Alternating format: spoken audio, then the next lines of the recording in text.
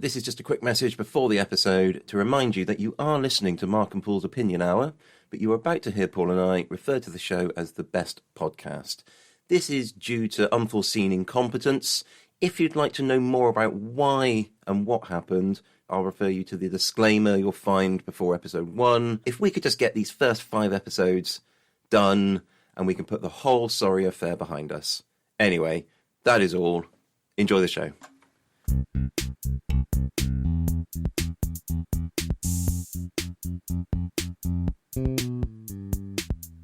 Hello, welcome to The Best Podcast, a podcast where me, Mark Barron, and my old pal Paul Claydon will deliberate, discuss, and agree on some of life's best things. Each episode will have its own theme, and Paul and I will attempt to establish what's the best and why.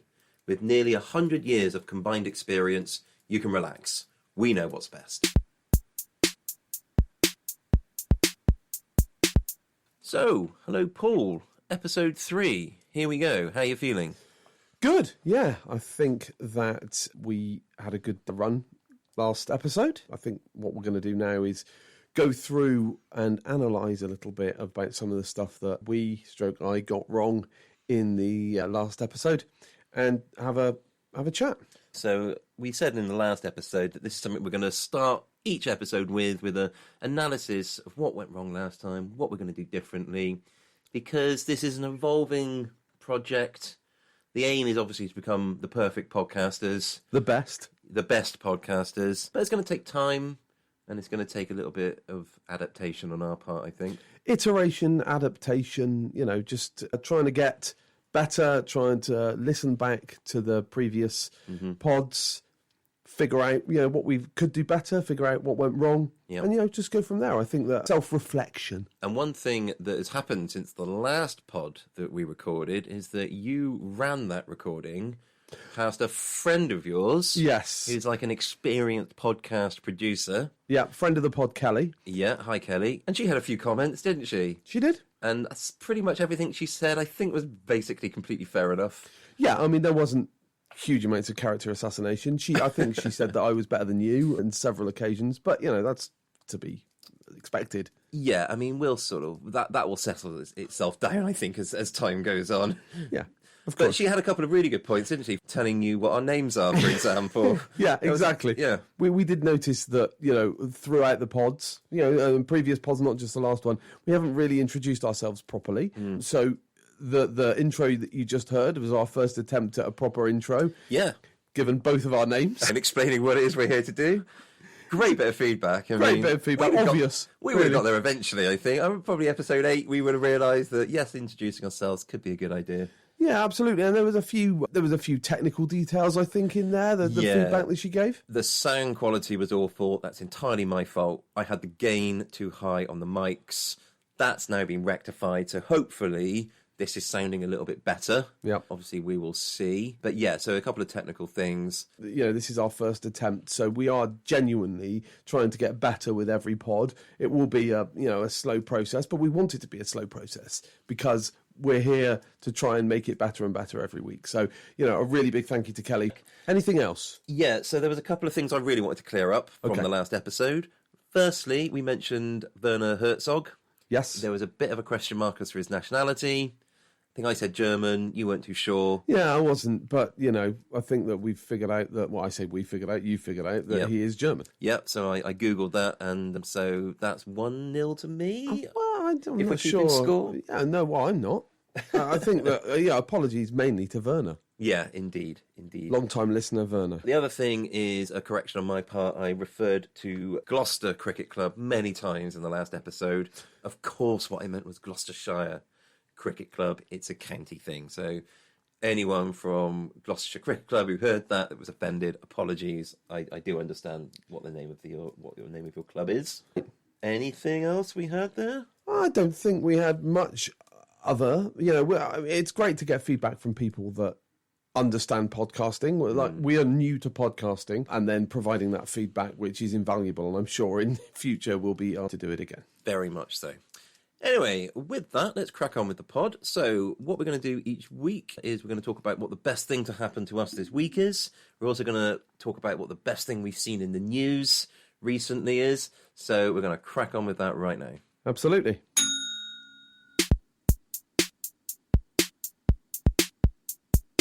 So this is the part of the show where we go through what our best thing this week is, trying to keep it positive, trying to make sure that we kind of, put a positive spin on things. We can, really. So, Mark, your best thing that happened this week? Well, the thing I am going to say is the best thing that's happened to me this week is I went to a party at a friend's house, a lot of close friends, and the people who we went to, they've got, the guy, friend of mine, Ben, friend of ours, Ben. Friend of ours, friend of the pod. Got a bit of a reputation for being like a pretty good chef and like doing some pretty interesting food.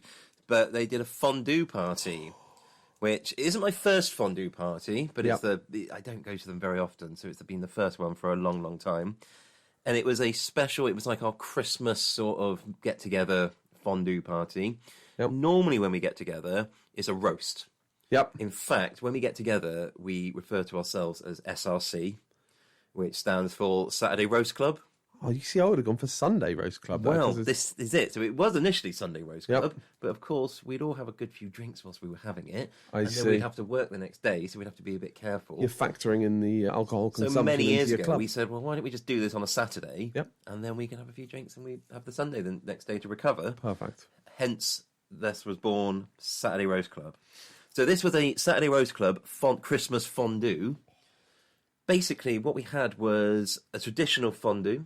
Okay. It was the cheese one. It was like a garlicky white wine Nice. cheese thing. We had a lot of traditional sort of fondue things. So obviously had the bread and various bits like cooked meats and bits and pieces to dip in it. Nice. But then we also had a roast element. So we had another fondue set, which is essentially a really good gravy. Nice, thick, viscous gravy. So this is like a British fondue. Yeah. So, with various roast things to put in it. So we had pigs in blankets. Nice. He cooked some pork belly really nicely, cut that into little squares that you could skewer and do that. We had little roast potatoes, various like little veg and stuff like that, like sprouts and things like that. But I'll tell you what the absolute revelation was. Please. Taking some of the meat from the roast side of things, but dipping that in the cheese. Hang on, you're cross-contaminating. Cross-contaminating the fondues here. But pigs in blanket, Yep. dipped in a fondue cheese, Wow. was the absolute revelation of the night. Wow. Everyone agreed that was the best combination. I'd never have anything like it before, and it was absolutely fantastic. Wow. So, big thanks to my friend Ben for putting all that on. We had a great night. The food was amazing. So, that was probably the best thing that's happened to me this week. Sounds amazing. I'm fondue jealous. If that's a thing. Yeah, is that a joke? Is there a joke? No, I don't think there was. No? I'm just jealous of the fondue. Just jealous of the fondue. It's just not as everything simple has as to that. be wordplay. Not everything has to be a pun, Mark. No, fair enough. Yeah. How about yourself, Paul? What was the best thing that happened to you this week? So lots. We've had quite a lot, that's happened. The kids back to school. I'm back at work. It's all a bit depressing sometimes. And one of my favourite things that happens about this time of year is we have an epiphany party. So my brother and sister-in-law always host an epiphany party, which is the 12th night of Christmas, 6th of January every year. And it just sort of peps you back up after the Christmas kind of, you've had Christmas, you've had New Year's, a bit of a lull, January's come along, you're back to work.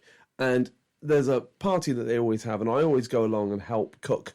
So I always take 2 days off, and we start the day before the party, and then, we do canapes, and we do traditional Swedish meatballs, Right. and then we do a southern gumbo. My sister-in-law's American. Remind me, what's in a gumbo? A gumbo is a sort of southern American sort of Louisiana dish of I'm thinking vegetables. Of fish stew. Well, it's vegetables, shrimps, Right.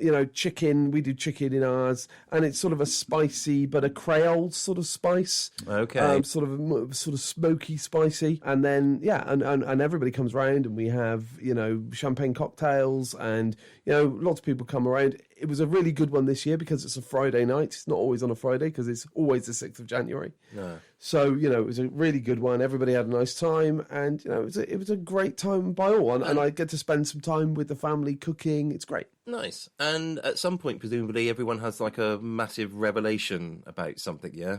Oh, an epiphany. Is that what? I see. Yeah. Well, so the sort of the history of it is it's when I think that the three kings left the stable having an epiphany that this is the Son of God. That when they knew, I think I'm forecasting forward now what's going to happen on the next pod when we're going to say, actually, I need to clarify that wasn't correct. Fact check. Exactly. But I maybe should, because my sister-in-law does give a speech about this every year, and maybe I've just not listened quite as well as I should do. So it is. So just to clarify, yes. I mean, I'm not a hugely religious person. No. But obviously, I studied my fair share of nativity back in my infant school days. The three kings. Yes. So they got to Bethlehem. They were following a star. Was that the guy? They were. Yeah. So they got there. So at that point, all they knew that they were following a star. They followed a star. They didn't know what they were going to get when they got there. Nope. And what they found was a baby in a manger. And then they had an epiphany that this baby was the Son of God. Yes, I believe so. I believe. I wasn't that familiar with that side of it. I think so. I mean, this is ripe for being torn apart. And so assuming that they got there on Christmas Day. Well, it wasn't Christmas Day at the time. It was the 25th of December back then. Well, exactly. Well, I'm not even sure it was that then. I think maybe the sort of Judeo-Christian calendar may have kind of come from there. I think there's some discussion about the actual birth of Jesus Christ as well. My point is, it was the 6th of January, so they'd been there for a while, about 11 days or so, 12 days, before they had the Epiphany. I think there was probably they'd probably had a big lunch, they'd snoozing, board games, it's Christmas, right? They've probably, they've eaten all the Twiglets by then. They've been really, kept sort of busy by stuff. Yeah. 12th day comes along, and all of a sudden it's like, what are we here for? This is great, but why are we actually here? And there, I think it's that, boom. Because if I was the Son of God, and it took someone 12 days before it dawned on them, I think I'd be disappointed with that. I mean, the thing about it at the time is that the Son of God was actually just 12 days old, so I don't think the emotion of disappointment will have kind of entered into his emotional lexicon at the time. Do you think that the miracle side of things at that stage in his life, the miracles would have been sort of directly proportional to his, age? So we're probably talking pretty minor miracles at this point. I think it's directly proportional to his age and his ability to imagine said miracle, right? I mean, what's he going to do? He's going to wish for more milk? I guess another blanket to be warm. I mean, that's all that babies really want, warmth, food. And pacifier, that's something that... Yeah, maybe. But that's the same, really. That's milk. That's kind of something to... Same thing. To suckle on. You've brought me down to using the word suckle. Yeah. Within the first 5 minutes of this podcast. I was about to use the word teat, but I thought better of it. It's fine. They're all anatomical explanations. Indeed. Well, but that's good. So both of our best things that have happened have been like social type foodie event with our friends. So a coincidence. Although saying that, considering it was over the Christmas period, probably not that big a coincidence. But that's good. Excellent.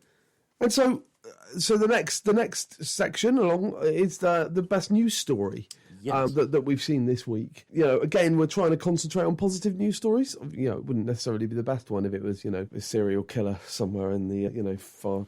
Well, maybe one day we'll throw something like that in as a bit of a curveball, but I've gone a bit more traditional. Okay. Good news. So what's yours, Mark, this week? So this one, have you heard about Jonathan the Tortoise? I have not. Jonathan the Tortoise is the world's oldest known land animal. How old do you think this tortoise turned? Well, it's going to be old, isn't it? So let's just think. It's going to be probably over 100. I'm going to say 110. Much more than that. Oh, turned really? 190 this week. Wow. Now, I don't know exactly how they've managed to, whether they can do that scientifically or whether there's this particular tortoise has been in documented captivity for this period of time. Yeah. I don't know. I think you saw it in half and count the rings. Oh, is that how you do it? I think that's how you age a tortoise. But this is as far as we know, this is the oldest known land animal. Done a quick calculation. Born 1832. Wow. If you can imagine such a thing. Currently lives in St. Helena, Okay. which is an island in the South Atlantic. But famously, Napoleon was... Was he born there or exiled there? Exiled there. Right, yeah. okay. Yeah, exactly. So maybe they knew each other. I don't know whether those Well, they would have dates overlap. crossed. Their dates crossed, surely, don't they? I don't know, actually. Napoleon, 1832? Yeah, maybe. Yeah, maybe. It's going to be in that ballpark, I reckon. Couple of little facts I worked out that back in 1832, so what else was going on the year that Jonathan was born? Just as a bit of context, it was the year that Joseph Smith of Mormon religion fame. Nice. It was the year after he wrote the Book of Mormon, but it was the year that he was tarred and feathered as a heretic by his peers. Oh, Yeah. suboptimal. Also, a bit of UK facts in 1832. It was the UK Reform Act was brought in, Okay. which meant that certain more people could vote in elections. And these included, for the first time, some middle-class men Oh, got the vote in 1832. wow. Obviously, not the poor or any women whatsoever. No, That was something that came in a little while later. those were the days. But yeah, the UK Reform Act came in, and also it was the year the electric telegraph was invented. Wow. Just as a little bit of context for you there. The PM, the Prime Minister at the time when Jonathan was born, was Charles Grey, Earl Grey of the tea Of the tea fame. fame, dynasty. Not Steve Darjeeling. Not Steve Darjeeling, Okay, no. he's another one. Oh, and also, Jonathan has experienced in his lifetime 54 Prime Ministers in his lifetime. Well, most of which were last year. Am I right? Bit of satire. Hey, Yeah, love that. indeed. Just looking it up, Napoleon's dates 1769 to 1821. Oh, So he just missed out. Just missed out Yeah. on Jonathan. And it's a shame because I reckon they would have got on great. They would have, famously, wouldn't they? Indeed. Yeah, good old Napoleon. Anyway, that was my good news this year. Oldest known land animal in the world. Oh, good for Jonathan. How about yourself, Paul? So mine is the story of a 58-year-old widower whose name's Grant Carson, who all his life has spent, his working life is spent working for a charity in Glasgow that helps disabled people find homes. And he's done that all his life. He's always kind of, just dedicated his life to that. And last week, he won a £2.5 million home in the Lake District. Oh, wow. In a raffle, a charity raffle, and he's able to retire there to get a dog that he's always wanted because now he can afford to get somebody to walk his dog for him because he's got chronic arthritis. Oh. So somebody who's quite often you don't see it. Somebody who's put all the work in to do good things for a community, Yep. and has been sort of rewarded for it by, I don't know, karma or I don't know what. But yeah, so Grant is my kind of happy story of the week. I'm really happy for him, and I hope he has a great rest of his life in the Lake District in his £2.5 million house with 8 acres.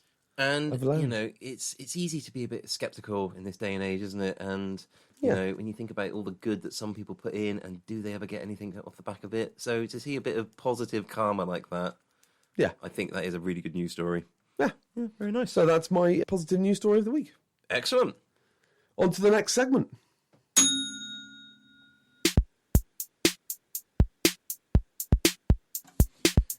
Okay, so for this week's overall theme, we're doing films, Yes. or movies, as an American might say. Yeah, I'm fine with either, really. Yeah, Yeah, I don't mind. I tend to go films Yeah, well, you're a bluff old traditionalist, in aren't the you? same way that I tend to say series instead of season, Season. Yeah. Yeah. No, it's fine. because I'm a traditional Englishman. You are. You're incredibly sort of jingoistic in that way, aren't you? I say schedule, not schedule. I'm across all of this stuff. You go for it, man. So, with films, and to kick us off this week with our films theme, we've got a new segment, brand new segment. Woo! This is very exciting. New segment alert. So we thought it'd be nice to get a quiz element, but obviously there's only 2 of us recording, so it's a Yeah. bit tricky. How are we going to do that? Yeah. So what we've got is my brother, Neil, Hooray! friend of the podcast. Friend of the pod. Hi, Neil. Well, So- relative of the pod. relative of the pod. Generally. So he has agreed to, whenever we ask him, he's going to write us 5 questions. Well, we've asked him for 5 to start with. Maybe that'll change in the future. Yeah. So he's done a quiz for us. Now, I've had these as emails unread which you verified. You saw that, yeah? Yeah, it's verified, yep. So I haven't seen these questions before, and I certainly haven't seen the answers. Still haven't seen the answers. Nope. So because he's given me the questions in one email and the answers in the other, we're going to do all 5 questions first. Okay. We'll write down our answers. Yep. Then we'll say what the answers are. Great. And then we'll check. Well, feel free to play along at home. Absolutely. So that will give you an opportunity to play along at home. We think this is probably going to be a feature moving forward. Hopefully, if they're good enough. No pressure, Neil. Neil has committed to doing us questions whenever we've asked Is he for them. contracted? Yeah, we've got him on retainer. Right. Did I mention that? You didn't? It's only $5,000 a week, so Oh, that's fine. it should be fine. Yeah, it's good. Okay, so here we go. Let me read the intro that Neil sent us. For all 5 questions, name the film title from the IMDb synopsis. Easy for you to I say. love it. Yep.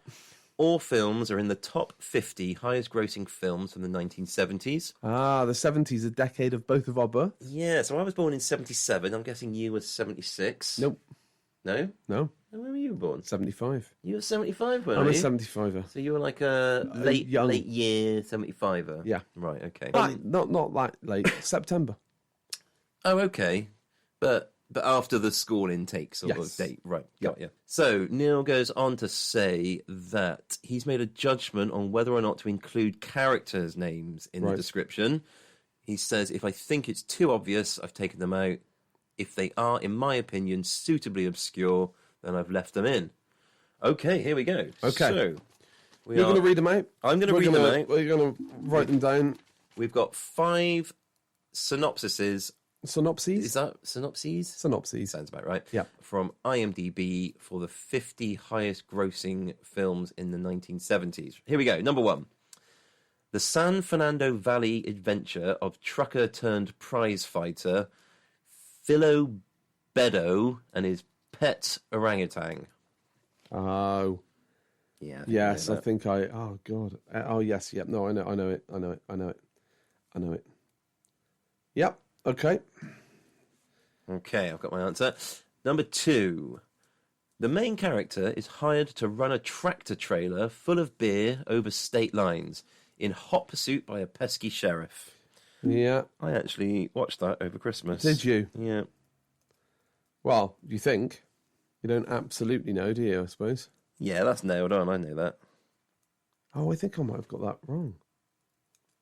Okay, go on, carry on. Okay. Yeah, I know. Yeah. Anxious about his future after high school, a 19-year-old Italian-American from Brooklyn tries to escape the harsh reality of his bleak family life by dominating the dance floor at the local disco. Ah, yeah, I know that one. Yeah, I think I do as well. Yeah, all my moves are based on this film. Oh, yeah. Is that just generally in life, like, you know, when you're walking into the office? No, dance moves. Right, okay. Yeah. Number 4, you ready? Yep. A US Army officer serving in Vietnam is tasked with assassinating a renegade Special Forces colonel who sees himself as a god. Oh, blimey. Okay. Oh, I don't know. I don't know that one. I think I probably do. Yeah, okay. All right, well, I'll give it a go. Right. Yeah. And then number 5, last question. Yep. A Los Angeles Rams quarterback accidentally taken from his body by an over-anxious angel before he was meant to die returns to life as a recently murdered millionaire. I'm sorry. What the fuck? What? I'll say that again. Yeah, please. A Los Angeles Rams quarterback accidentally taken from his body by an over-anxious angel before he was meant to die returns to life as a recently murdered millionaire. Yeah. Yeah, I don't know that. No, nor do I. I've got absolutely no idea about that. And I've just figured out what number 2 is. Okay. I will. I'll tell you what my reasoning was behind it. First All right. of all, but I've not. You know, I don't know. Am I going to have a bit of a stab at that number 5? Yeah, just that's what randomly? I'm just. Yeah, I don't know. But well, you should have a stab at it. Why not? So I've got 5 answers here. 3 of which I'm relatively confident on. 2 of which I don't know. Especially number 5. Yeah, I haven't. I've certainly not seen the film. No, I don't think I have either. I have a suspicion that Neil may have imagined it. Well, probably not. But, you know, I wouldn't put it past him. No, I wouldn't. Okay, great. Right, so So- we've got our answers, so let's get the questions up here. Hang on 1 second. Answers. Okay, are we ready? So, Yes. number 1, what have you got for number 1? I have got Every Which Way But Loose. Well, I've got Any Which Way But Loose, Oh. and the answer is Any Which Way But Loose. Was that the second one, Every Which Way But Loose or something? No. So, I think, okay. well, so Any Which Way But Loose, and then Because there was two, wasn't there? yeah, what was the Any cause of Which that? Way You Can or something? Is that what Yeah, it's something called? like that. I think you're right. It did Right Turn Clyde. So isn't it's it? whether or Clyde not I'm going to be, a bit of a stickler here Yeah. about every or any. Let's think about this in the positive Well, let's nature see of the whether podcast. it matters in the grand scheme of things. Oh, Maybe- no, I'm not sure you can. All right. Well, I mean, I'm sort of inclined to give it to you because it was Thanks. close, and I think you were sort of thinking of the right film. Thanks very much. So number 2, What was the synopsis? for number 2, Yeah. so the main character is hired to run a tractor trailer Yeah. full of beer over state lines in Right. hot pursuit by a pesky sheriff. Yeah. Well, so here's what I put for the first one. Yeah. My first go of it was Cannonball Run. And I was like, Cannonball, yeah, I get it, pesky sheriff and all that. And then I knew the back of my head wasn't right. I think Yeah. it's Smokey and the Bandit. It is indeed Smokey and the Bandit. Nice. Yeah, and that's also It what was I've one got. of those kind of. There was quite a few of those films, and there was Convoy. There was Yeah. Smokey and the Bandit. There Absolutely. was that sort of genre of films with that. Was it always the same sheriff? In my head, it's always the same guy. The So sort it's of, very much with the Bond sheriff as well, wasn't Yes. there? So, but no, I don't think the they were Roger the same Moore one. years of Bond. Those kind Exactly. of where it went slightly weird and Yeah, stupid. there's a few like that. Yeah. They're in America, and there's always like a sheriff. Like, Yeah. very similar sort of character, but I think they're different people. Are they? I think they're different actors. Also, fun fact: Go on. the sexual politics of Smokey and the Bandit does not go down well this day and age. Yeah. Smokey's relationship with Sally Field's character. Yep. Yeah, that's not generally okay these days. I think the same could be said. And over Christmas, I watched Cannonball Run, funnily enough, did and you? Cannonball Run 2. Yeah, that's going to be problematic as well, isn't Well, it? in thinking, I'll show the kids Cannonball Run because it's family fun. It's more. It's not necessarily, but it's like lewd, Yeah. like picture, like seaside postcards, sort It's of. just the two women in it. And I think Problematic. there are only pretty much two women, like who are competitors in their own right. No, there's also a. Let me describe her as They're wearing unnecessarily buxom nurse in Oh, it as yeah. well. There's a few, yeah. I can always remember as a child, my favourite scene of a film ever was the two, like ladies, exotic ladies who drive up in a Lamborghini Countach. Yes. And it's white, and then it gets sprayed down, so takes all the white paint off it, so it's then right, red, yeah. and then they drive off, fooling the sheriff, and There's like Therefore, a whole film. other Lamborghini Countach. That, yeah. Sorry, anyway. But yeah, Well- I just remember those two ladies was wearing unnecessarily tight and provocative clothing. Not if you're going on a long drive. Yeah. You want comfortably fitting shoes. You want an elasticated waistband. Probably you want something that's going to be loose fitting for driving. Really, maybe a set of string back driving gloves. Yeah. They didn't have any of that. No, none of that whatsoever. Spandex probably. So, question Next. 4, we've got US... No, 3. We didn't do 3. You're absolutely right. As they're anxious about his future after high school, a 19-year-old Italian-American from Brooklyn tries to escape the harsh reality of his bleak family life by dominating the dance floor in his local disco. What have you got? I've got Saturday Night Fever. Indeed, that's what I've got as well. Saturday Night Fever. Is that correct? That is correct. Yes. Number 4, a US Army officer serving in Vietnam is tasked with assassinating a renegade Special Forces colonel who sees himself as a god. What have you got? No, I've got Rambo for this. No. And I'm not sure it's right. Apocalypse Now is what Is I've it got. Apocalypse Now. That's correct. Is it? So you got a very young Martin Sheen, and he's going after a very old Marlon Brando, who plays the renegade colonel, Really? I see. I've never watched Apocalypse Now. Colonel Kurtz, if memory serves. Wow. Okay. Yeah, it's good stuff. Yeah, I thought Rambo was late. I think it's 80s, isn't it, Rambo? It might have been 70s actually, Maybe, but possibly. late 70s, because I think in the 70s, Stallone was doing Rocky. He did Rocky was 77. Yeah, I think so. Same as Star Wars, I think. Yeah, that's right. Anyway, but yeah. No, okay. Right, Indeed. well, yeah, that's me down one. In fact, what I watched recently was Heart of Darkness, which is so Apocalypse Now is based on a book called Heart of Darkness. Yep. And Heart of Darkness is the sort of behind-the-scenes documentary. Oh, okay. With Francis Ford Coppola, and the Yep. making of Apocalypse Now. Oh, interesting. Crazy. Good. It's good. It's worth a watch if you get a chance. Okay, next. And this one I didn't get. I've got nothing for. Los Angeles Rams quarterback accidentally taken from his body by an over-anxious angel. An over-anxious angel. That's just a great phrase. Yeah. Before he's meant to die. Have you got anything for this? Yeah, I think I know what it is, actually. I think it's Angel Guy Football Dude, which was a classic, I think it was 74. It won the Oscar, didn't it? Yeah, I Best think it Picture did. in Best 74. Picture, Angel That Guy is- Football Dude. Yeah. It's Yeah. not that. Oh, is it? It's... I've never heard of this film. Heaven Can Wait. No, You heard of it? I've never heard of it. But in the top 50 grossing films of the 1970s. Apparently so. Yeah. Wow. I'm tempted. I know that we're not like a looking up on Google sort of No, thing. no, that's fine. Although you did earlier, I'm interested. What do you reckon, just with the synopsis we've heard, Sure. what is the IMDb rating for that, do you think? Oh, it's not going to be big. I'm going to go... 4.8. No, I reckon if it's in the top growth thing, I'm going to go... It's a 6.4. Okay, can we see? And I'd be interested in who it stars as well. Warren Beatty, by the looks of it. Okay. Oh, and he directed it as well, by the looks of it. Okay. And it is a 6.9. Wow. Oh, you're close. There you go. You should almost get a bonus point for that, but I mean, we don't award points for It's that. got Warren Beatty and James Mason. James Mason was That's the main characters. Oh, it's got a Charles Grodin in it as well. Interesting. Interesting. Anyway, that's the quiz. So, do you want to tot up Yeah, your let's- answers? So I got 4 there. Okay, and I've got, well, if you're letting me have every which way but loose, Yep. I've got 3. Okay. So, a pretty clear winner there.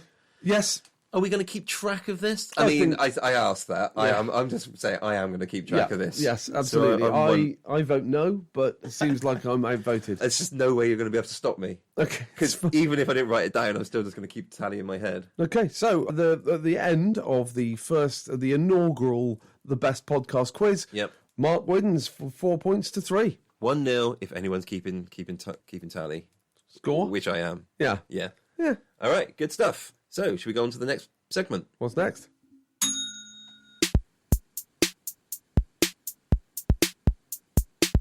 Okay, for this next section on our film-themed episode, we are going to interrogate and definitively come up with who is the actor who has the best range.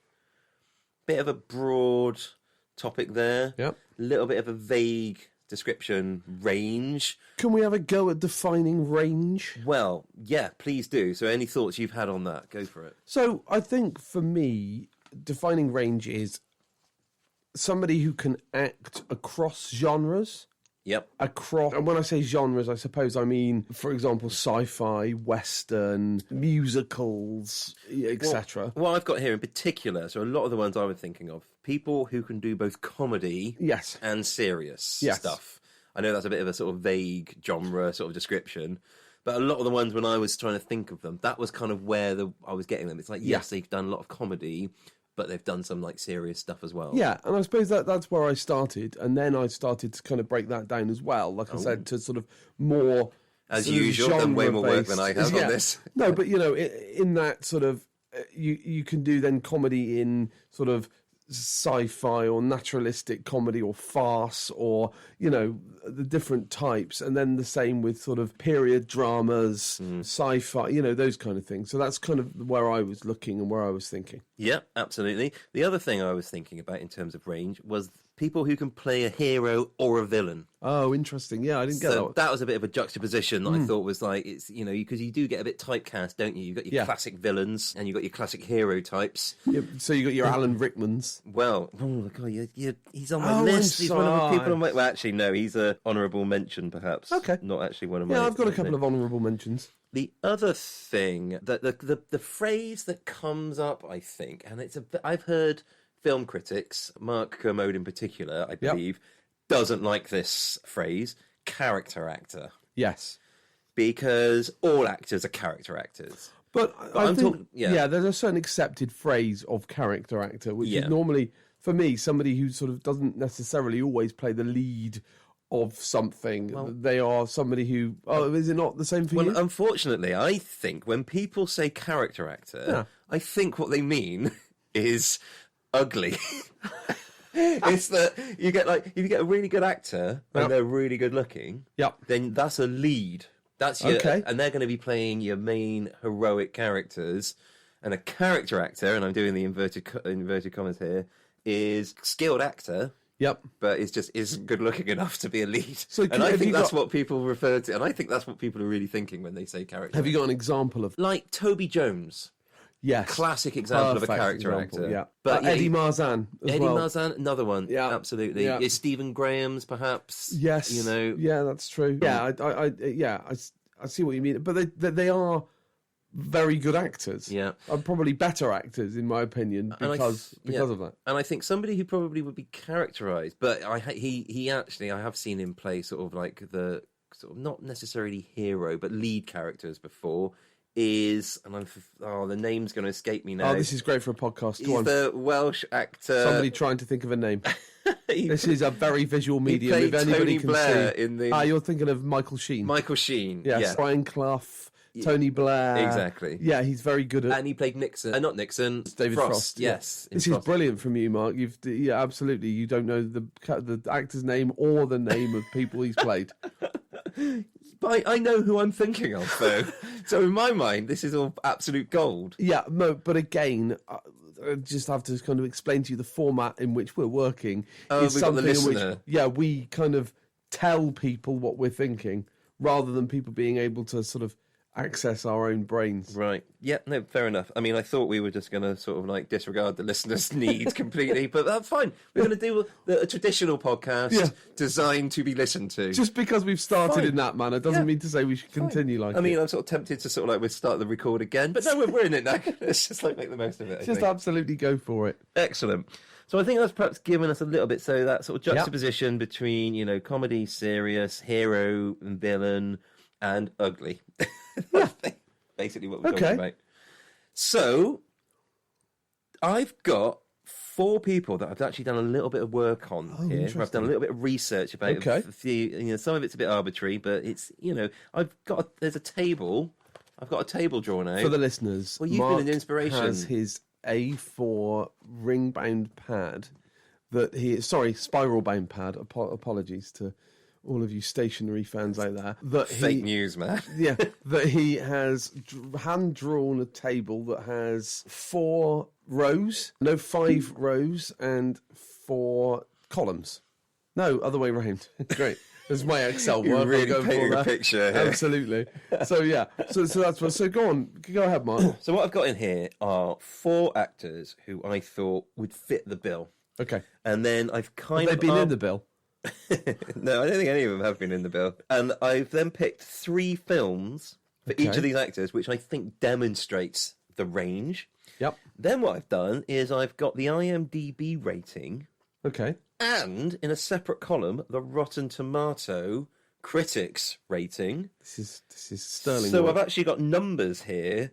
And then what I've chosen to do with the numbers is some real arbitrary sort of like adding up and averaging and things like that. So what we're saying is this is a proper factual data-driven analysis of actors' range across these 4 actors. I mean, I am going to submit this for peer review and see if it's got what it takes to get published in some scientific journal. Okay, please do carry on. So I've got these 4 actors. Yep. Who are they? And incidentally, I'm using the term actor to refer to both non-gender specific. Non-gender specific. I think we're I personally. Yes, I don't like it. I don't like actress, actor. No. I know some people don't mind it, you know, no. but we're going actor. I'm fine.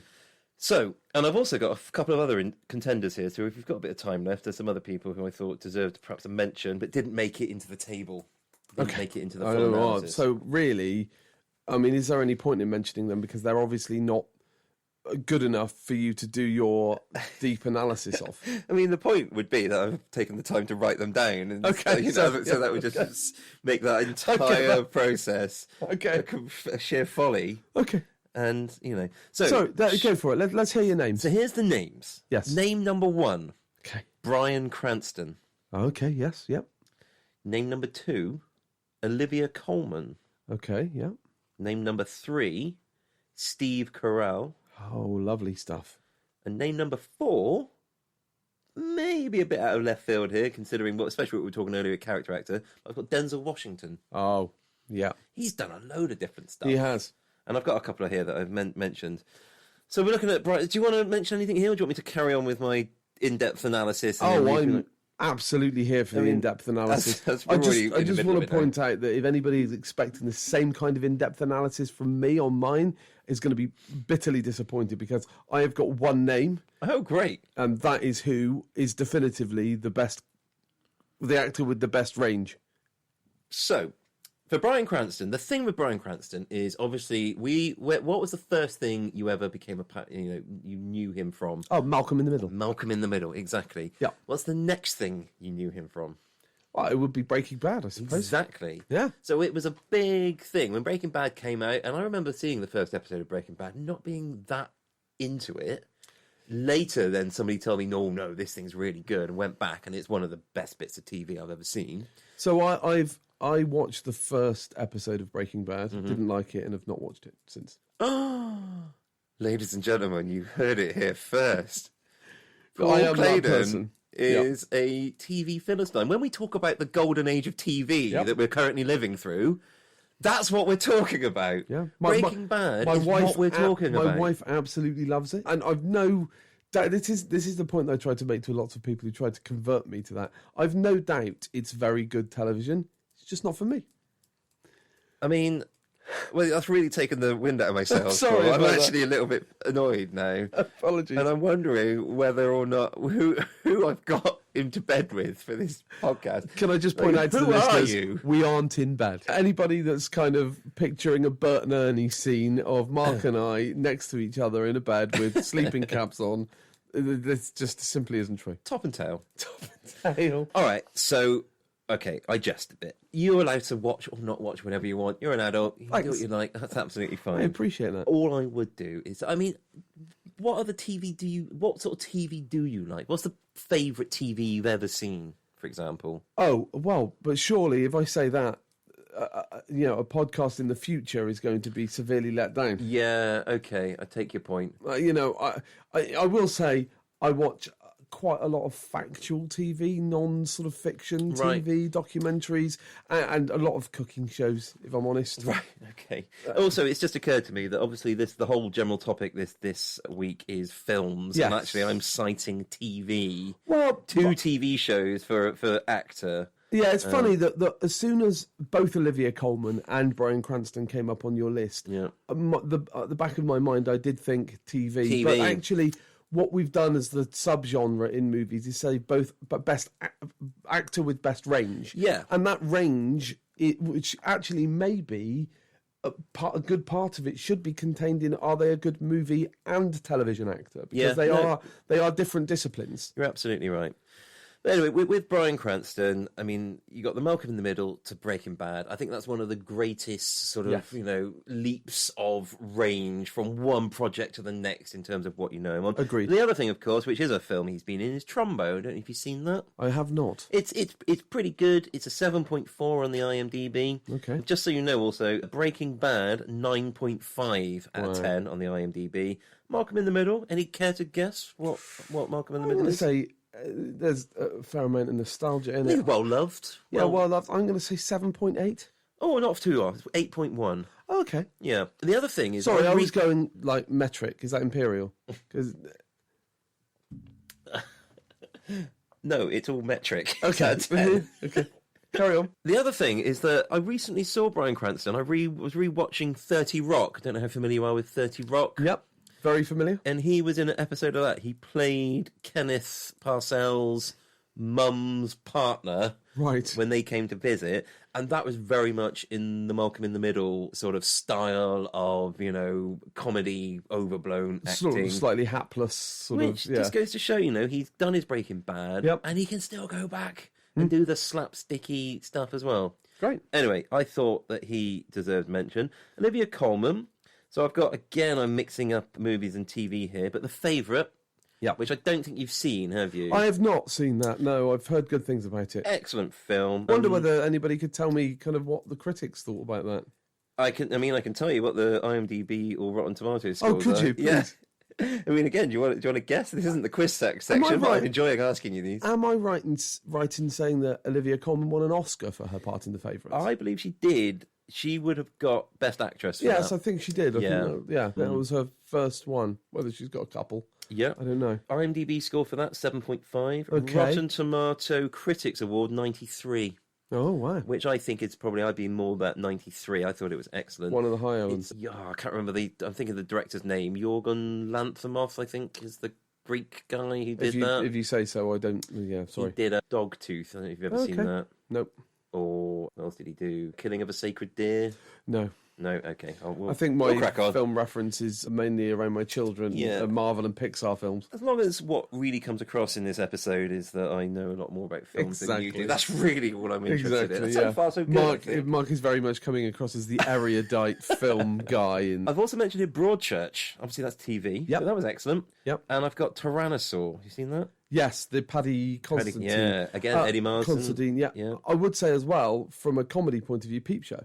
Peep Show, absolutely. And Hot Fuzz. Yes, she's brilliant in Hot Fuzz. Absolutely amazing. Oh, she is. Funny enough, Hot Fuzz is one of our family favourite films. So much so that my son and I, last summer, took a day trip to Wells to see all the filming locations. Oh, fantastic. And all over Wells, there's different bits that you can see where the high street, where the final shootout was filmed, and the where they tried to catch the swan, all sorts of stuff. Because I'm trying to think, what's the director's name of that? Edgar Wright. Edgar Wright, because he's from Wells, I believe, isn't he? So that's actually when I think about great cinema experiences, that's the one that always comes to mind. Oh, really? So I'm not a huge fan of watching things in the cinema, or often I'll go to the cinema at times where I'll know it'll be really quiet. Yeah. And I'll go on my own. Okay. And if I'm sat on my own in an empty cinema, that's often the best scenario for me. Is it the other people in the cinema that sort of takes away from your viewing People's experience? behaviour in cinema makes me so angry. Right. Okay. But so many times people will just willfully be talking. Yes. Or eating some ridiculously noisy food, and it's just screens as well. But the light pollution of an iPhone screen. Yeah, somebody in front of you is looking at whilst you're trying to watch the film. Horrific. People are monsters. Yes, people are monsters. Yeah. However, watching a good comedy in a cinema, in a packed cinema, is one of the great joys of life. Yes. And that is the situation where I watched Hot Fuzz. Oh, super. And it was the last time I saw a good comedy in a packed cinema where everyone was just rolling around laughing. So it's got a bit of a special place in my heart. Right, so this has taken ages, isn't it? So I'm going to see if I can speed this up a bit. Next one, Steve Carell. So... You're going to cite another TV show now? Yes, obviously. The Office. Yes. But then obviously we've got, movie-wise, Little Miss Sunshine. Can we just say The Office, an American workplace? Yes, okay. Just the American Office. Yeah. I think this is going to be controversial, because I loved the UK Office. Yep. When it came out, I watched it religiously, loved it. I think the American Office is better. It's as good, and there's just tons more of it, I'm willing to kind of say that it's very good. Yeah. I think it's a very different TV show. Yeah. And I like it a lot. Having said that, episode 1, the pilot, is literally a shot-for-shot, word-for-word remake of the British pilot. Yeah. But after that, yes, it goes off and does a bit of a different thing. Yeah. But anyway, go on. So, of course, The Office, so comedy side of things. And then, of course, we've got Little Miss Sunshine, much more serious. Oh, that's such a good film. It is beautiful. Absolutely it's not, beautiful. when you say much more serious, his character is much more serious, but I think the film has a very comedic kind of it's got a bit of comedy vein of running through it. Yeah. Another one I've got is The Big Short. I absolutely love this film. One of my favourite films. Adam McKay has done some great stuff, but that's my favourite of his. Yes. I think. And my pick has been in an Adam McKay film. What's that, sorry? My pick for actor with best range has been in an Adam McKay. Oh, really? Oh, interesting. So, we'll come to that in just a moment. Yep. And another one he's got, The Way, Way Back. I don't know if you ever saw that. Yes, The Way, Way Back is one of my favourite films. Sam I love it. Yep. who's amazing. It's one of my very favourite films. Funnily Alison enough. Janney, who's one of my favourite Yes. actors, sorry, as we were saying, Yep. is in it. I think it's such a good and underrated film. I think love it's it. beautiful. Yeah. Perfectly paced.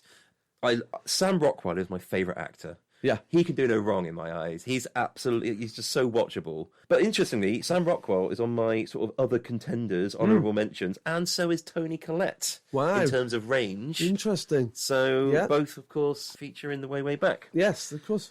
But Steve Carell, but I think you just can't deny, and also he's done a couple of other things. I'm trying to think of other films. Foxcatcher he did, which was Yes, sort of I think it was a true story, wasn't it, of the Yep. wrong guy. Very weird, Very rich guy. kind of weird rich Yeah, guy he absolutely. did, which was very good. But you can't deny his range. He's done it. Despicable Me. Oh, not and Yeah. genuinely one of Absolutely. the great animated. With me, with a family and kids. Yep. Despicable Me and Despicable Me 2. Yeah. Two of the best, funniest animated films that you'll watch with kids. Fantastic. Despicable Me 3. Not so good. Can't say I've seen the Yeah, the I second wouldn't two. bother. The first two are First two? classics of their genre. Good to know. And the last one I've got here is Denzel Washington. Oh, yeah. what a And the great three actor. movies I've got written down here are, I don't know if you've seen this one, Fences. No. That was a adaptation of a play. Yes. He plays a brutal sort of patriarch of a family. Yes. Who's in a very underprivileged Yes. neighborhood in America. But he was absolutely brilliant in that. Flight, particularly Yes. like that. Yeah. He was excellent in that. Yeah. And That's the alcoholic pilot. that's right. Yeah. Yep.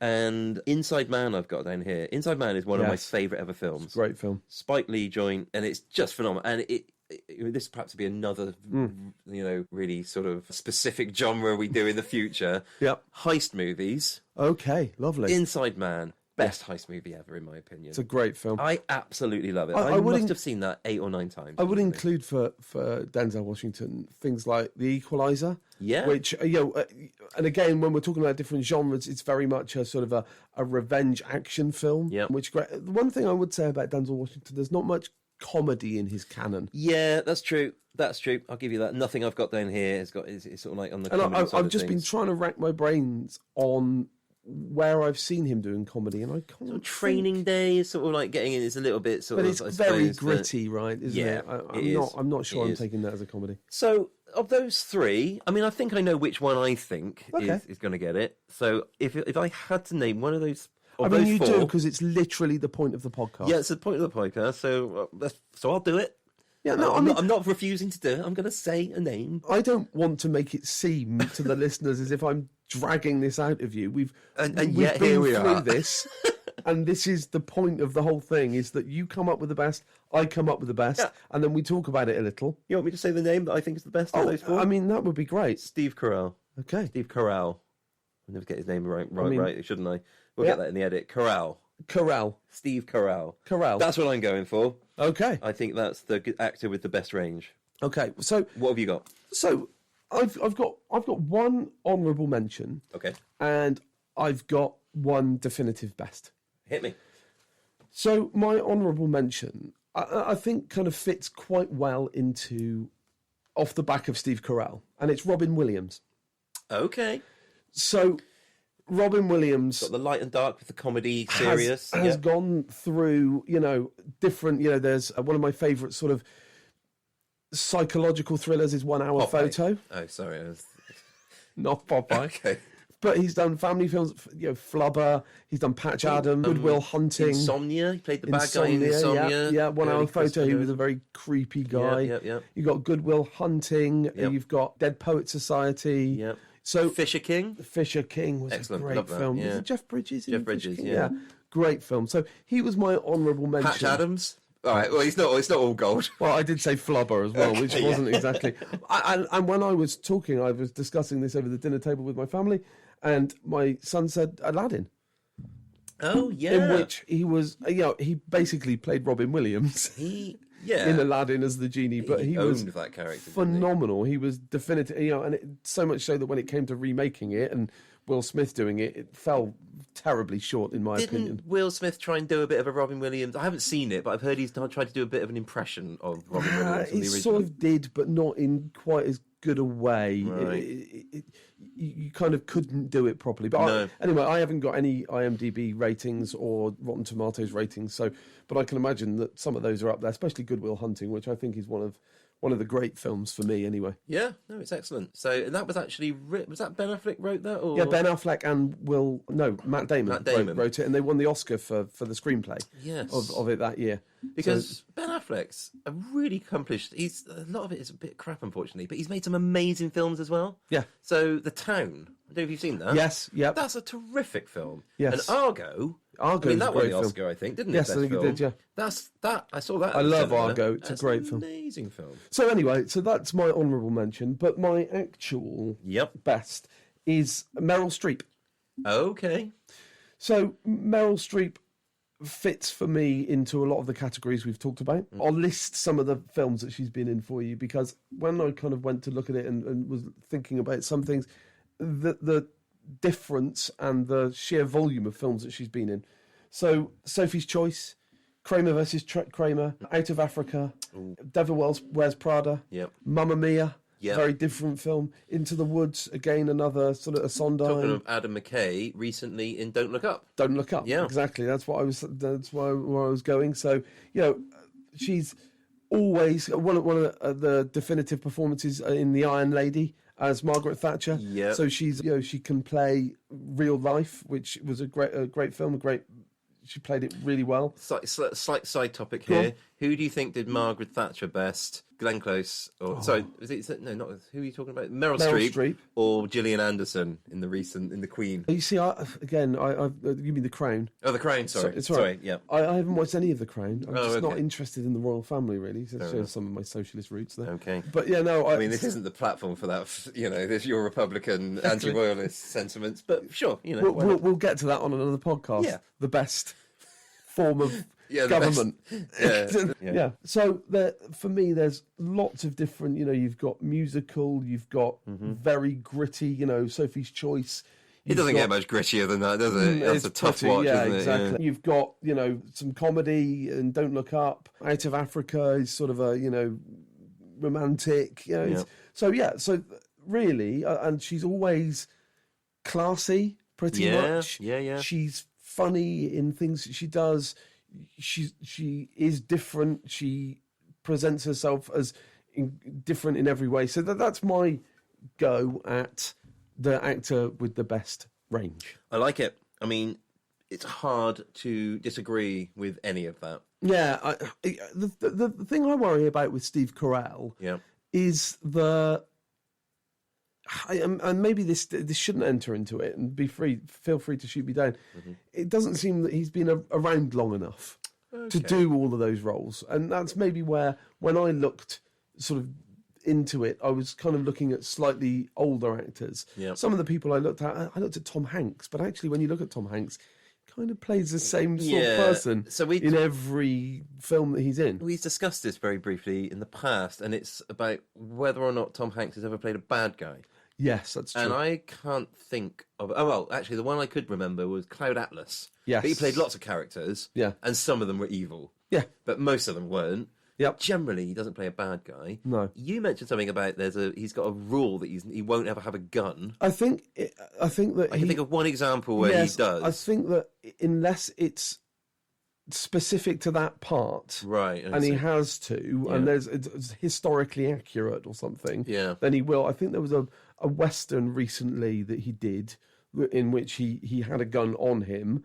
I think, was it Road to Perdition? To Perdition, he definitely does. Yeah. He plays like a gangster. Okay. But he is actually a pretty good guy. Right. He is a sympathetic character. Does he draw his gun? Does he use it? He kills people. Oh, does he? I'm pretty sure he shoots people dead in that Okay. film. Yeah, so that's interesting. Yeah. So I did think of Tom Hanks, but that kind of went out the window. Yeah. I mean, absolute treasure. Oh, of course. Love him. Of course. But I just, don't think he'd be a contender for this. Range-wise, I mean, when you look And I'm not saying that he couldn't. Nope. It's just he never has, for whatever reason. Yes. And that's fine. But I do think, actually, as well, he is quite funny. You know, in Big, which is one of my favourite family films anyway, he's amazing, plays funny very well. So, but that's my idea, is Meryl Streep. And I think, to be honest, on this one, I think I'm going to, if you put one up against the other, I don't think Steve Carell wins that one. No, I agree. I think we've got to go Streep on that. Go So Streep. Go Streep or go home, go as they say. Streep or go creep home. No, that doesn't work. We'll try and edit that out. Okay, exactly. Note to editor. Note edit. Yes, absolutely. I think I will cede you the win on this. Okay. Meryl Streep. That is the definitive actor with the best range. Press the bell.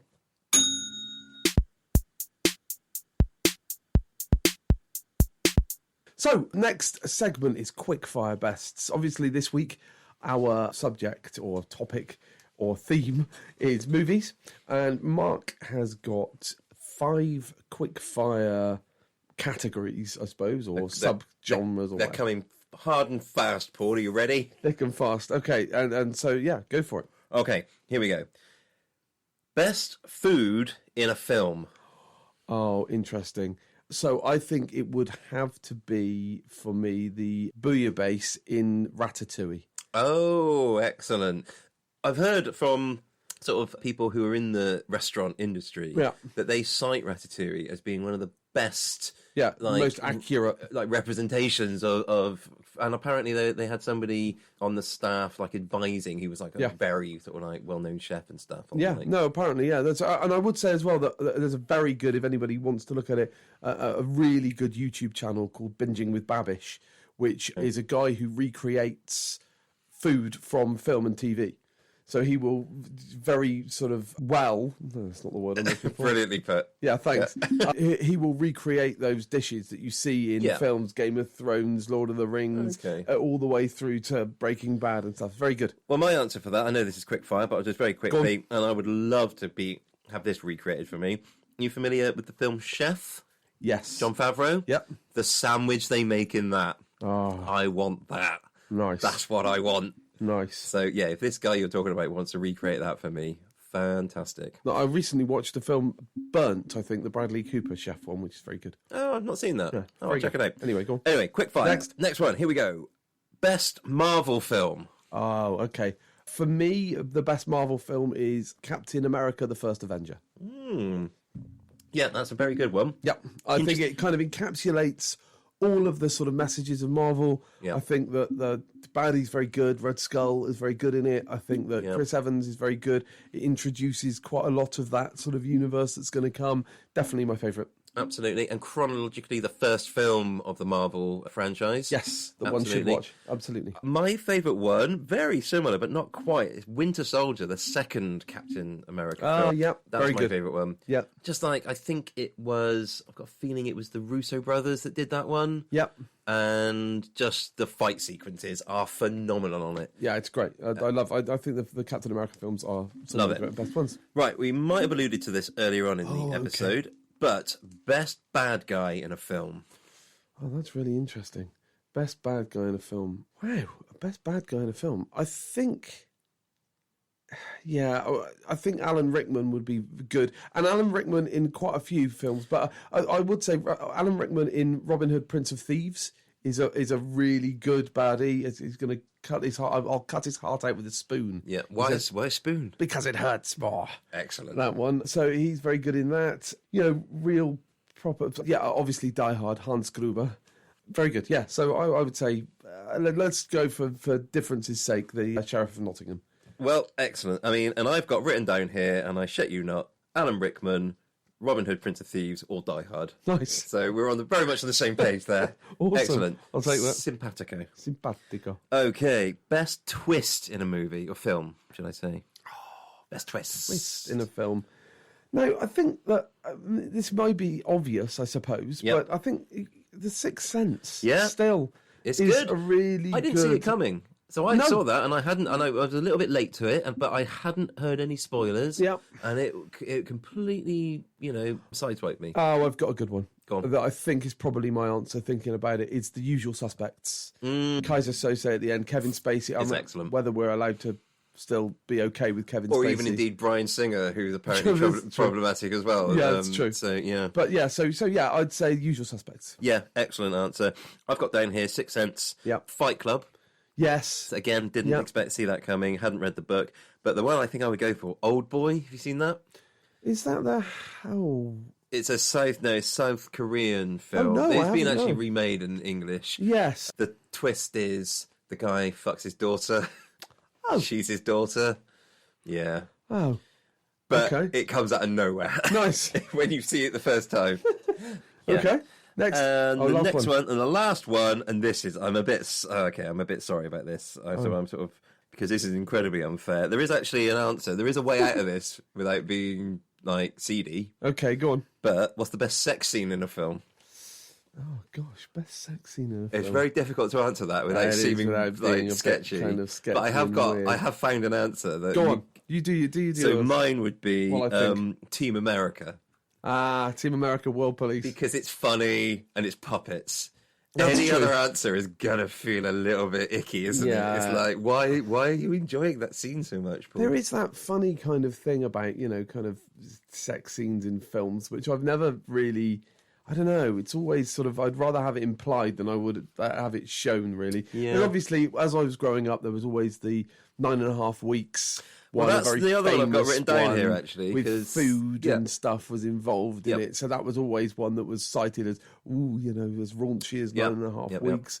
I've got Last Tango in Paris here. Yes, Yeah. yeah, last time. It's iconic, but Yeah. yeah. I don't know. It's a difficult one. I'll say there's bound to be a funny one somewhere, isn't there? Which I'm I sure think that, there must be, yeah. was a 40-year-old virgin. Was there a scene in that? I think there may have been, which was, again, a Steve Carell film. Steve Carell, yeah. Which- Showing his range. Showing his range. Yeah. But, yeah, which would have been funny. I think funny is quite often good. It's certainly more realistic in my experience. Yep, fair enough. And the only other one I've got written down here is a bit of an obscure film. I wouldn't expect you to see this, but Lars von Trier's Antichrist. Oh, yeah. No, I haven't. No, you haven't seen that. It's a very artily done, and there's a very bleak thing that happens. But I wouldn't necessarily recommend you watch it. I was going to say, but are we like including the kind of the crucifix scene from The Exorcist? Yes. Absolutely. I wouldn't say it was the best. I mean, solo-wise, maybe. Suck cocks in hell. That's all I have to say to you. Just Thanks very much. always suck cocks in hell. Well, thank you for those. Yeah, no problem at all. So that was my quickfire best from me to you. Boom.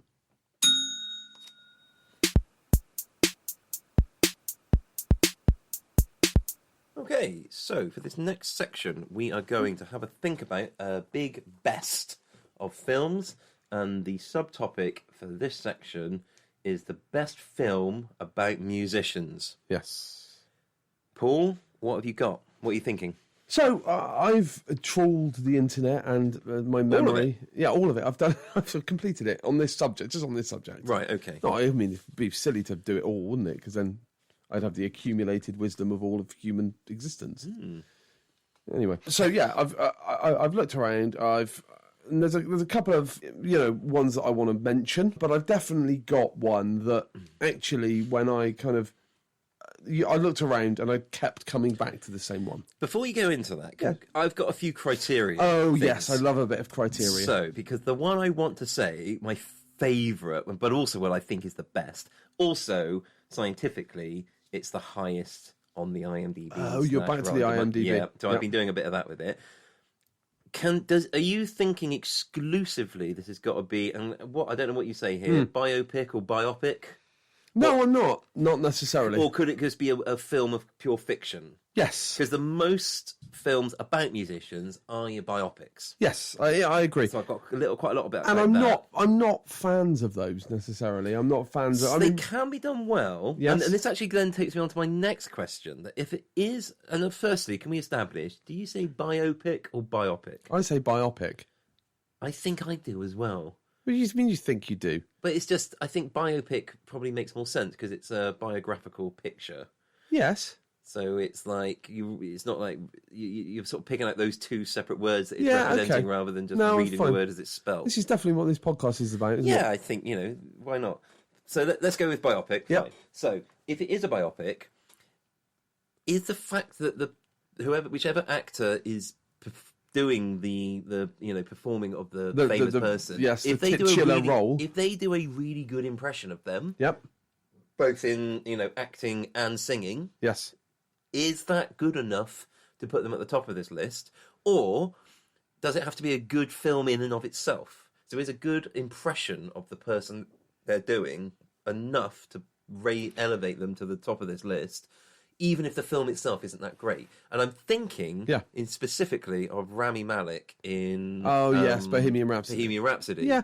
Where the performance is great. Yes, but I agree. The film itself I thought was a bit weak. Yes, absolutely. Except for the last 20 minutes, which was just an amazing... Well, but the problem I have with the last 20 minutes of Bohemian Rhapsody is if you want to see Freddie Mercury and Queen performing at Live Aid, go on YouTube and watch it. Well, you could say that about any biopic of a famous person. No, I know it's true. I suppose you wouldn't see I don't think necessarily, because for me, a good biopic shows behind the curtain a little. But don't you expect a good biopic to also show, like, I don't. gigs and things like that? I assume that would be. Yeah, I assume performance. Because that's the one thing that you know that these musicians do, and that's you've seen them do it. You've seen them, for example, Rocket Man with I can't remember what his name is now. Oh, Aaron Tagerton. Taron Egerton. Aaron Tagerton. with Aaron Tagerton. Everyone knew who I meant. It's fine. With Taron Egerton. It's great, but what I want to see is the sort of behind the curtain a little bit. I want to see what's going on. I want to feel like I've been let into that. What's the tour like? What's the person like? Yeah. Really, if I want to have a frame by frame really good impression of that artist or artists, I'll just go and watch one of their music videos or live performances. Yeah, I take your point. So I'm just trying to think now of what biopics of musicians have you ever seen where they don't include some sort of recreation? I don't mind some sort, no, actually, but it's just with the last 20 minutes. If that's all it is, pointless. if that's all they've got. Okay, so one of the ones that you carry on actually. So you were in the middle of okay. No, actually, we were talking about criteria. You were doing your criteria. That's right. So I think I've covered all that off in terms of and one example I've got here of where the music I love, but actually the film itself is a bit lame. Yes, but I love the music so much, and it's The Commitments. Because I had Alan Parker both albums of The Commitments, and that was what I listened to for a big part of my childhood. Yeah, so I'd completely forgotten about that. So I know so many.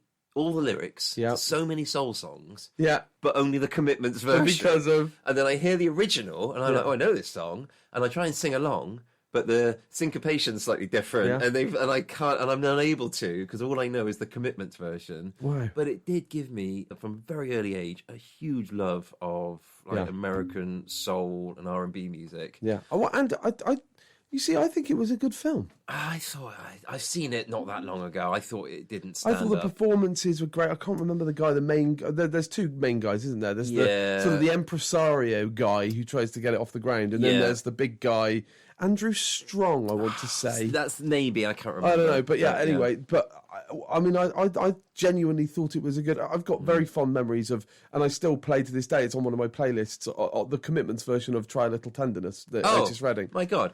I love that. That is my favourite. Phenomenal. I sing that in the shower all the time. Well, when I was in college doing a play, Jim Cartwright's Road, and my character had to stand and to get ready in front of the audience whilst and get himself psyched up for a night out. Right. Whilst that full song, the Otis Redding version, played. Yeah.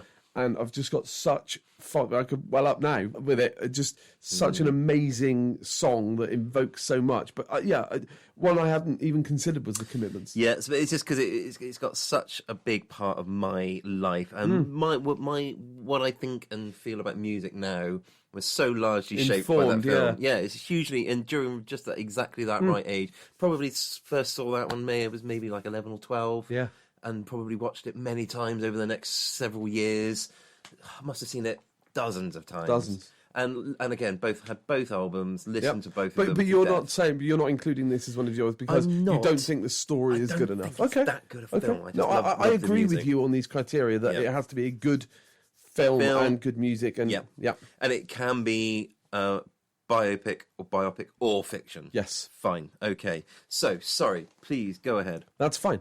So, one of my picks that I went for, it's an honourable mention, is A Star Is Born. I haven't seen it, but it's gone through the original or the recent remake, Bradley Cooper. So in a way, I don't mind. I like the Lady Gaga Bradley Cooper one. The before the Streisand and Chris Christopherson was also really good. Okay. The music's good. The performances are amazing.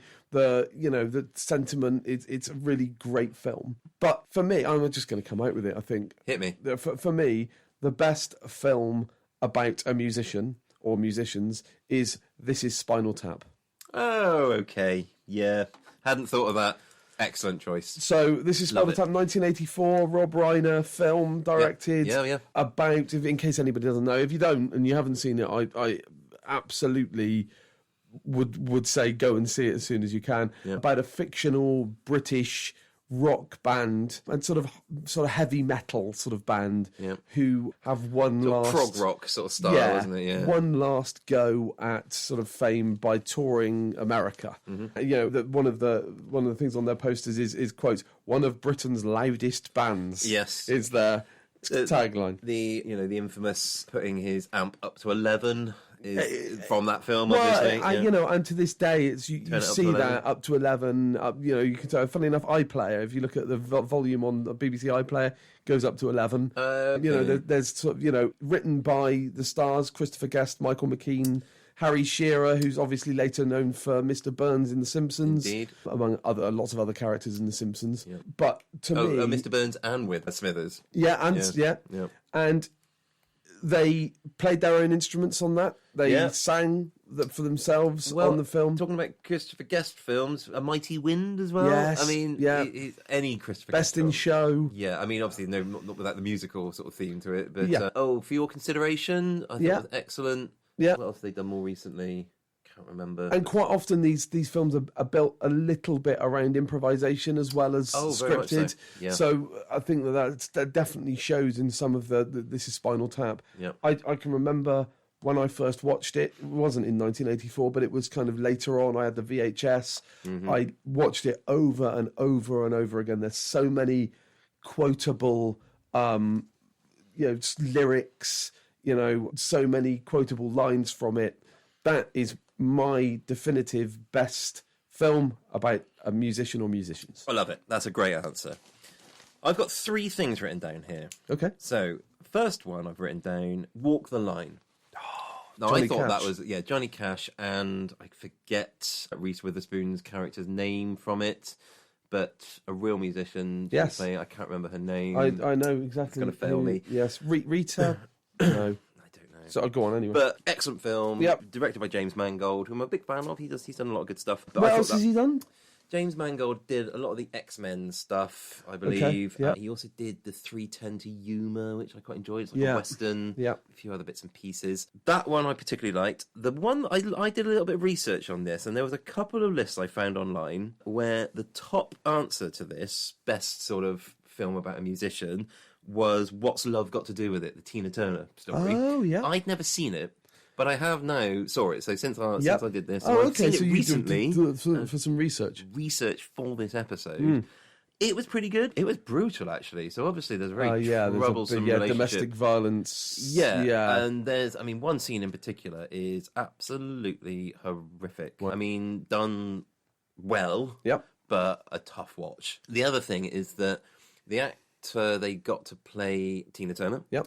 It was the same actor from a very young age up to almost modern day, all sort of 80s Tina Turner. And obviously, Tina Turner is a really quite a powerfully built woman. Physically powerfully built. Now, of course, that actor was playing her as a young girl. Yeah. And it was very different. You could sort of see that she was kind of, a well-built woman. I think... So that was a bit tricky when they're trying to span a lot of time like that. I think one of the issues that I have with some of these is that I think that and this is purely subjective from my point of view, I think it's difficult to like a film like that unless I've never been a massive fan of Tina Turner. Yeah, I'm not a massive fan. I quite like Tina Turner. Yeah, I don't mind some of her songs. Yeah. But, so I suppose that must, more than maybe other films, the fact that quite often you've heard the music before will cloud your judgment as to whether you like the film or not. I think the reason the reason it was so successful is that the actor who plays it, when she's playing like an older Tina Turner, the voice is amazing. Right. So she does a really good job on that. And it is, even though it's a tough thing to watch, and it's a very, very troubled, gritty, and, it's done quite well. Right. But it is a compelling story. Unfortunately, because it does depict this terrible thing that happened, but that does, from a narrative drama perspective, it's the story, right? Yeah, it's exactly. Yeah. So I sort of get that. However, my answer is, I can't remember what year it came out, Damien Chazelle film Whiplash. That is, I think, that was the best film I saw that year. Perhaps for a long time. Yeah. I absolutely loved that film. I loved everything about it. I thought J.K. Simmons. And the guy, from Top Gun. Yeah, what's his name? I can't think his name. Anyway, we all know who we're talking about. Yeah. It was so unusual. It was such an interesting story. It was done beautifully. The music itself was just done perfectly. It was almost a perfect film for me. So even though it's purely fictional, it's not a biopic, then that's my answer. Miles Teller. Miles Teller. I will say, I have just looked that up. Yep. Miles Teller, J.K. Simmons. Sure, we established early on that there was going to be no Googling, and we've done a number of bits about I'm this episode. Googling to check a fact. Maybe we shouldn't. I don't know. Maybe that's something we can put out there. Maybe we shouldn't. We can always correct things at the start of the following episode. That's like true. we have done every time so far. Yeah. It's about to be something we need to correct. June Carter Cash is also Reese Witherspoon's character in Oh, thank you. That's right. So I think that's a terribly good answer. My son is a drummer. Oh, wow. And is like massively into kind of and sort of loved and was slightly terrified by Whiplash at the same time. Yeah, I bet. But I do think to show the sort of depths of hard work and commitment and sort of psychological trauma that goes into being the best of the best, and it sort of is a microcosm of anything, really, almost. Kind of, you could imagine that being a chef, or you can imagine it being a whatever, this kind of abusive relationship there. Absolutely. I think that's a really good. And the ending is just beautiful. He's trying to stitch him up, and then they sort of work together into attraction because they're creating. They can't deny the music, and it's just beautifully done. I also recently saw a YouTube clip of like a guy who does that. So he's a very good drummer, right? Like that, and he's kind of critiquing movies that include drumming to say how accurate they are. Yep. And he critiqued Whiplash, and almost every single thing that they sort of looked at. It was like when he's in the rehearsal room, and he's going crazy, and his fingers are bleeding. He's like, yep, that's happened. That would happen. Right. And when he's talking about when the guy threw the chair, that was the one thing he was like, oh, I've had directors lose their shit at me. Right. But throwing a chair is probably a little bit much. Yeah. Bit of artistic license. But on the whole, he was just like, yeah, that's pretty much how it goes in these sorts of places. So. And I think for the purposes of what we're doing here, I think that the film that I've chosen, being a comedy film, I think for the purposes of music and musicianship, I'm more than happy to go with Whiplash as that. I think that there's something about the dedication to music that Whiplash kind of shows that would makes me think that I'd still love Spinal Tap. It would probably be, if somebody asked at one stage, and we do later on, best comedy, I would maybe kind of easily go back. Best British film, I could maybe go back. Lots of different things that I could go back to Spinal Tap for, and I may do. But on this occasion, I'll quite happily say that Whiplash will be our best film about musician or musicians. Folks, you heard it here first. That's it.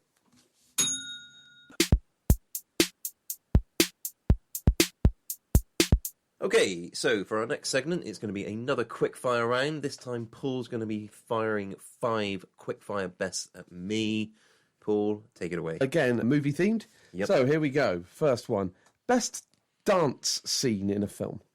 That's a very good question. I mean, you could go straight to musicals. Yep. Obviously, lots of great dance scenes in musicals. I'm thinking Dancing in the Rain. Yes. Quite fond of. That being said, we alluded to it earlier.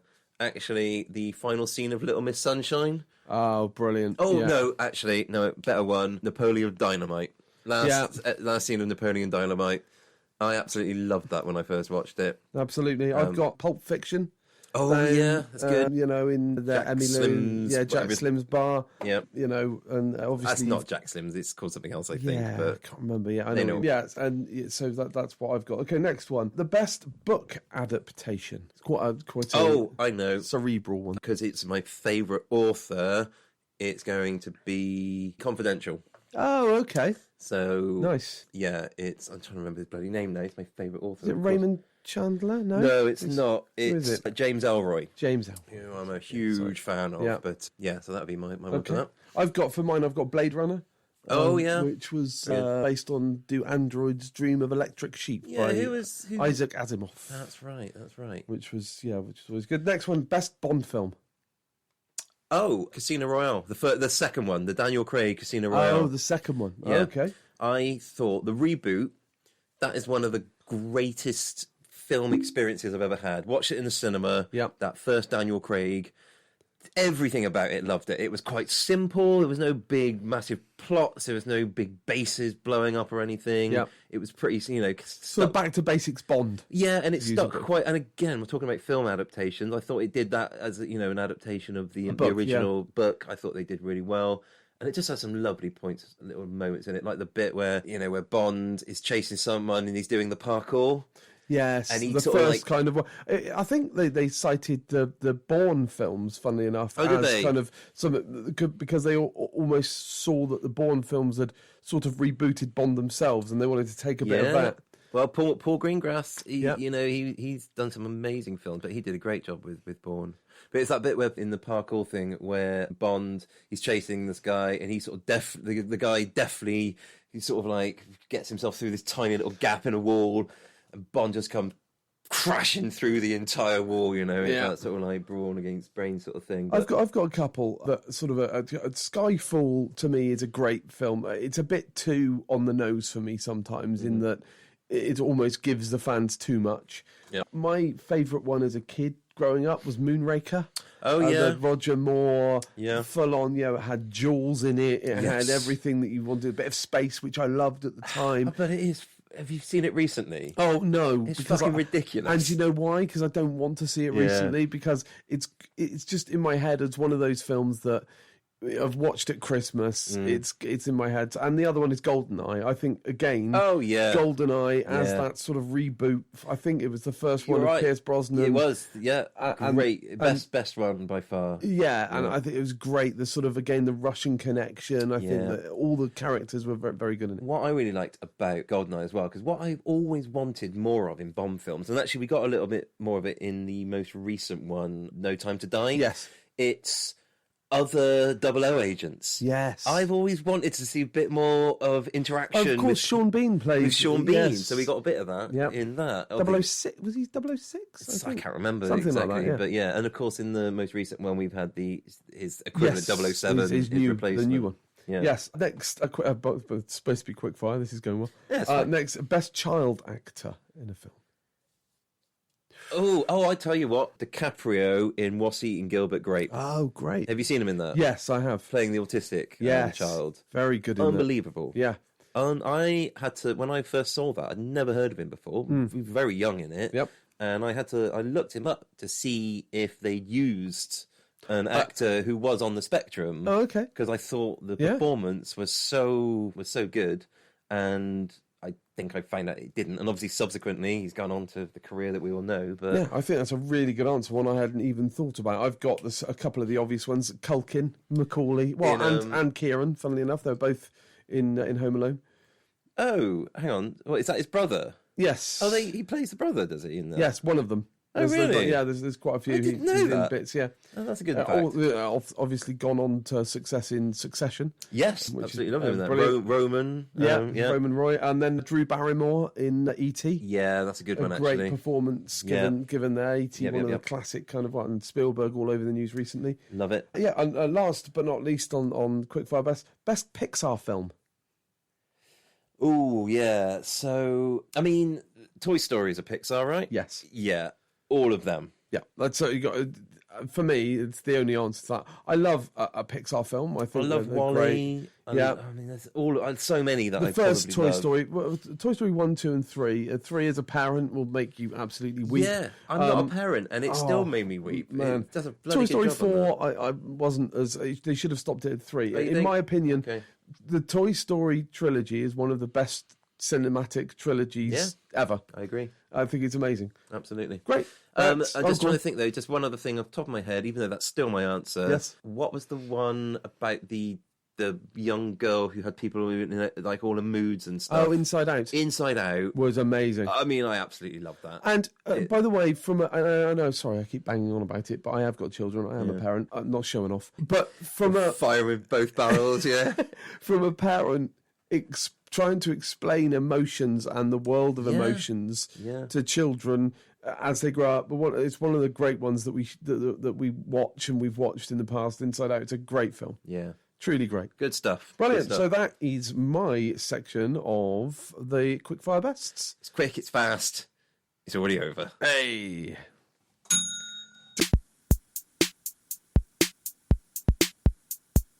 So that's it for this episode. Thank you, everybody, for listening. If you want to get in touch with us, leave any feedback, maybe leave some suggestions for any categories you might want us to do in future episodes. The address is, Mark? thebestpodcastpod@gmail.com. That's thebestpodcastpod@gmail.com. So do get in touch if you've got anything to tell us or anything to ask us. But with that, I think that's enough for today. So I'm going to be signing off from me, Mark Barron. Goodbye. And me, Paul Clayton. Goodbye.